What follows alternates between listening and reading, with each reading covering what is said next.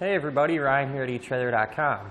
Today we're going to be taking a look at your best trailer wiring options for your 2020 Ford Ranger. So today we're going to be talking about two kits, and they're both going to have 7-way connectors. Right here we're going to have the Curt, and right here we're going to have the Tekonsha. So right off the bat, before we start talking about the differences between the kits, I'd just like to give you my opinion on which one I would personally choose for my Ranger. If I had to choose one of these, I think I would go with the Curt. That's for a couple of reasons. One of them being, it's more or less just going to plug right into the factory harness, and it's going to use all those factory outputs to power up our 7-way. With that being said, the major difference between these two kits is how the 12-volt auxiliary is going to get its power.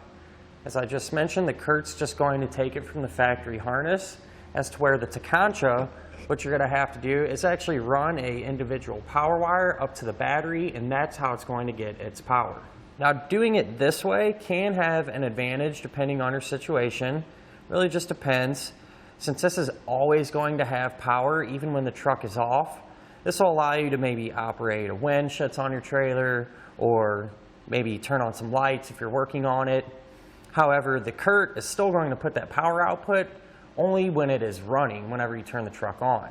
So as I said, this will let you do that stuff and you don't have to have the truck running. However, one thing you have to keep in mind is, since it's always going to have power, say if you do leave your trailer plugged in overnight or for an extended period of time that has those batteries on it, that is going to affect the battery in your Ranger, because there's constantly going to be a draw on it. As opposed to the Curt, you could leave your trailer plugged in more or less forever and it's not going to affect your battery at all. So with each kit being designed the way it is, that's also going to affect the installation. The Curt, simply just going to tap into the factory wiring harness. And then you're just going to have a ground wire that you'll secure to chassis ground, and plug in your 7-way at the other end of the connector. The Tekonsha will be more or less the same thing as far as tapping into the factory connector and plugging in your 7-way.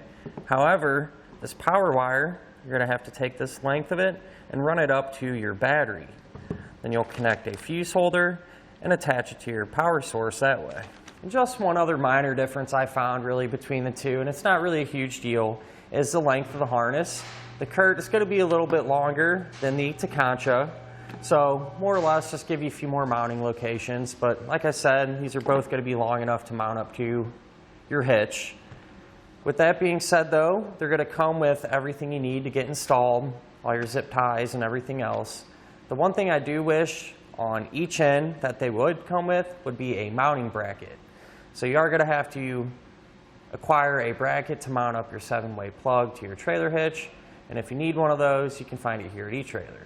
So just to give you an idea of what the 7-way could look like on the back of your Ranger, here's how ours looks today, mounted up to a couple of brackets on the hitch. Now both of the kits are going to provide us with all of those signals. We're going to have our right turn, left turn, tail lights, brake lights, reverse lights, that 12-volt power output, as well as an electric brake signal. That way in the future, if you need to use a brake controller, you should be able to pair it up with this and provide that brake signal to your trailer. But overall, both kits are going to get the job done, and which one you want is really just going to depend on if it's a big deal, if you need a 12-volt power source all the time, as opposed to just when the truck is running. And that'll finish up our look at of our best trailer wiring options for your Ford Ranger. I hope this information helps you when deciding which trailer wiring to get for your truck.